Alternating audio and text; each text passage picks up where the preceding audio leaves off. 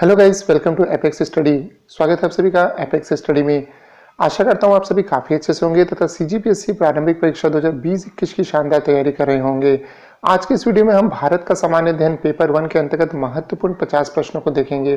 Video शुरू करने के पहले मैं कहना चाहूंगा कि यदि आपने एपेक्स स्टडी चैनल को सब्सक्राइब नहीं किया है तो कृपया सब्सक्राइब करें तथा बेल आइकन के ऑल बटन को प्रेस करें।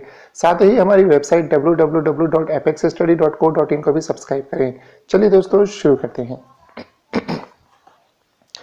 पहला प्रश्न है, भारतीय इतिहास एवं संस्कृति के अंतर्गत सिंधु घाटी सभ्यता का प्रमुख बंदरगाह नगर था। तो क्या था? लोथल। लोथल जो था वो सिंधु घाटी सभ्यता का प्रमुख बंदरगाह नगर था। अगला प्रश्न है, चंद्रगुप्त द्वितीय के शासनकाल में भारत भ्रमण के लिए आने वाला यात्री कौन था? तो कौन था? फाहियान था। अगला प्रश्न है, गोपुरम किस स्थापत्य शैली की विशेषता थी? तो किस स्थापत्य शैली की विशेषता थी? द्रविड़ शैली की विशेषता थी। अगला प्रश्न है दोस्तों, विष्टा दैत्य का सिद्धांत किसने प्रतिपादित किया था? तो किन्होंने किया था? रामानुज ने किया था। अगला प्रश्न है, तुगलक वंश का संस्थापक कौन था? तो कौन था? गियासुद्दीन तुगलक जो है तुगलक वंश का संस्थापक था। अगला महत्वपूर्ण प्रश्न है, अंग्रेजों ने बंगाल में अपनी प्रथम कोठी 1651 ईस्वी में हुगली में बनाई। इसके लिए उन्होंने किससे अनुमति प्राप्त की थी? तो किसने अनुमति दी थी? शाह शुजा ने अनुमति दी थी।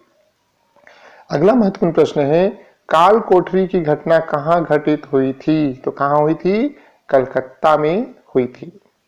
अगला प्रश्न है, 712 ईस्वी में सिंध के राजा दाहिर को पराजित करने वाला अरब आक्रमणकारी कौन था? तो किसने हराया था?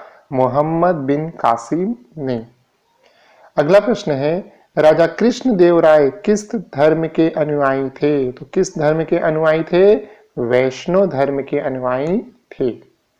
अगला प्रश्न है, सम्राट अकबर का पूरा नाम क्या था? तो क्या था? जलालुद्दीन मोहम्मद अकबर। ठीक है, तो भारतीय इतिहास एवं संस्कृति के अंतर्गत ये महत्वपूर्ण 10 प्रश्न थे। अब हम बात करते हैं राष्ट्रीय स्वतंत्रता आंदोलन से संबंधित महत्वपूर्ण प्रश्नों की बात। इसमें पहला प्रश्न है, 8 अगस्त 1942 को कांग्रेस के विशेष अधिवेशन में भारत छोड़ो आंदोलन का प्रस्ताव पारित किया गया। यह अधिवेशन कहाँ आयोजित किया गया था? तो कहाँ किया गया था? बंबई में किया गया था। अगला महत्वपूर्ण प्रश्न है, प्रेस पर सभी प्रतिबंध किसके समय में समाप्त किए गए? तो किसके समय में किए गए? चार्ल्स मेटकॉफ के समय में समाप्त किए गए थे। भारतीय प्रेस का मुक्तिदाता के नाम से भी इसको जाना जाता है। एक बार मैं आपसे फिर कहना चाहूंगा कि यदि आप लोगों ने हमारी वेबसाइट www.apexstudy.co.in को सब्सक्राइब नहीं किया है तो आज ही कर लीजिए। वीडियो की सारी डिटेल जो है आपको हमारे पीडीएफ पर उपलब्ध हो जाती है। चलिए दोस्तों, आगे बात करते हैं। लॉर्ड हार्डिंग पर बम किस क्रांतिकारी ने फेंका था? तो किसने फेंका था? रास बिहारी बोस ने लॉर्ड हार्डिंग पे बम फेंका था।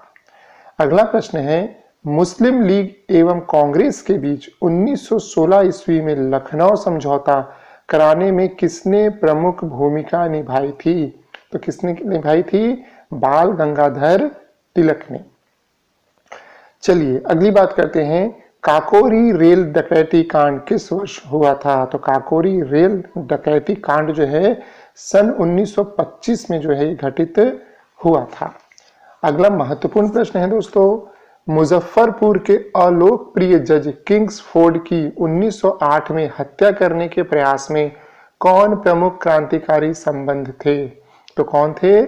खुदीराम बोस एवं प्रफुल्ल चाकी जो हैं ये लोग संबंधित क्रांतिकारी थे। आप लोग से मैं रिक्वेस्ट करूंगा कि आप क्रोम ब्राउजर में जाइएगा और खुदीराम बोस करके टाइप कीजिएगा तो इनकी इमेज आ जाएगी। जब इनको पकड़ा गया था इस घटना के बाद में तो वो इमेज आपको मिल जाएगी आराम से, जिसमें उनको पकड़ के रखा गया है, हाथ में हथकड़ी वगैरह रस्सी से बांध के रखे हैं उस वक्त। आप देखोगे ना तो आप सोच में पड़ जाओगे कि इतना कम उम्र का लड़का और इतनी बड़ी हिम्मत किया उस वक्त, क्या जज्बा था देश के लिए। चलिए दोस्तों आगे बात करते हैं। अलीपुर बम कांड में अरविंद घोष का बचाव किसने किया था? तो किसने किया था? चितरंजन दास ने किया था। अगला काफी महत्वपूर्ण प्रश्न है, चंपारण यात्रा के दौरान गांधी जी के प्रमुख सहयोगी कौन थे? तो जब चंपारण बुलाया गया था महात्मा गांधी जी को, तो उस वक्त गांधी जी के साथ कौन कौन आए थे? तो राजेंद्र प्रसाद आए थे, जेबी कृपलानी आए थे, महादेव देसाई आए थे और अनुग्रह नारायण सिंह आए थे। ठीक है, इसी प्रकार से प्रश्न आ जाता है ना, खिलाफत आंदोलन के समय कौन थे? तो अली बंधु गए थे, है ना। इसके अलावा जो है आजाद गए थे, अंसारी गए थे, हकीम गए थे, ये सब जो है लोग गए थे। ठीक ना, अब्दुल कलाम आजाद वगैरह ये सब थे उस वक्त। और अभी जो है चंपारण यात्रा के दौरान राजेंद्र प्रसाद थे, जेबी कृपलानी, महादेव देसाई और अनुग्रह नारायण सिंह थे। चलिए दोस्तों, अगला बात करते हैं जलियांवाला बाग हत्याकांड के संबंध में। बाग एकत्रित लोगों का विरोध कर रहे थे। ठीक है, मतलब जलियांवाला बाग हत्याकांड के समय में जो बाग में लोग एकत्रित थे वो किसका विरोध कर रहे थे? दो लोकप्रिय नेता थे। ठीक है ना, दो लोकप्रिय नेताओं सत्यपाल मलिक और सैफुद्दीन किचलू की गिरफ्तारी का जो है विरोध कर रहे थे। ये जो दो लोकप्रिय नेता थे, इन लोगों को जो है गिरफ्तार कर लिया गया था अंग्रेजों के द्वारा। और इसी संबंध में मतलब जो है क्या रणनीति बनाई जाए, क्या किया जाए, ठीक है ना, इसलिए जो है काफी शांतिपूर्ण तरीके से जो है अमृतसर के जलियांवाला बाग में जो है ये लोगों की भीड़ इकट्ठा हुई थी और इस पे चर्चा चल रही थी। तो आप जानते हैं फिर आगे जनरल डायर को जो पसंद नहीं आया और उसने जो है पूरे बाग को जो है घेर के जो है गोली चलवा दी थी। अगला प्रश्न है, 1923 में C.R. दास तथा मोतीलाल नेहरू ने स्वराज पार्टी का गठन किस उद्देश्य से किया था? तो क्या उद्देश्य था? व्यवस्थापिका के कार्यों में गतिरोध पैदा कर सरकार का ध्यान भारतीय मांगों की ओर आकर्षित करने के उद्देश्य से। ठीक है, चलिए, तो ये था आपका भारतीय स्वतंत्रता से संबंधित काफी महत्वपूर्ण प्रश्न। अब हम बात करते हैं दोस्तों भारतीय अर्थव्यवस्था से संबंधित कुछ महत्वपूर्ण प्रश्नों। पहला प्रश्न है, अंतरराष्ट्रीय मुद्रा कोष यानी कि IMF किस देशों को ऋण प्रदान करता है? तो किन देशों को यह ऋण प्रदान करता है? केवल सदस्य देशों को जो है ये ऋण देता है। अगला प्रश्न है, कर सुधार समिति यानी कि टैक्स रिफॉर्म्स कमिटी का अध्यक्ष किसे नियुक्त किया गया था? तो जब ये बनाया गया था तो किसे नियुक्त किया गया था? राजा चिलैया को नियुक्त किया गया था। अगला प्रश्न है, भारत में मुद्रास्फीति यानी कि इन्फ्लेशन किस सूचकांक मतलब कि इंडेक्स पर मापी जाती है? तो किस पे मापी जाती है? थोक मूल्य सूचकांक, होलसेल प्राइस इंडेक्स, जिसको हम शॉर्ट में WPI भी कहते हैं, पर मापी जाती है। अगला प्रश्न है दोस्तों, ऐसी विदेशी मुद्रा जिसमें शीघ्र पलायन कर जाने की प्रवृत्ति हो क्या कहलाती है? तो ऐसी मुद्रा को हम लोग गर्म मुद्रा या हॉट मनी के नाम से जानते हैं। नेक्स्ट क्वेश्चन इज, सार्वजनिक क्षेत्र यानी कि पब्लिक सेक्टर से क्या तात्पर्य है? ठीक है, मतलब क्या मीनिंग है इसका? तो इसका मीनिंग क्या होता है? अगर कोई बोलता है भाई हम सार्वजनिक क्षेत्र की कंपनी में काम करते हैं, तो इसका मतलब क्या होता है? इसका मतलब यह होता है कि वाणिज्य एवं व्यापार पर सरकार का स्वामित्व वाला क्षेत्र होता है। अगला प्रश्न है, आर्थिक नियोजन किस सूची का विषय है? तो आर्थिक नियोजन जो है वह समवर्ती सूची का विषय है। ठीक है, काफी अच्छा प्रश्न है। अगला प्रश्न है, भारत की जनसंख्या वृद्धि के इतिहास में कौन सा वर्ष महाविभाजन का वर्ष कहलाता है? तो सन 1921 एक ऐसा दशक था जब जनसंख्या नकारात्मक हो गई थी। अगली बात करते हैं, राजकोषीय घाटे का अर्थ है तो क्या है?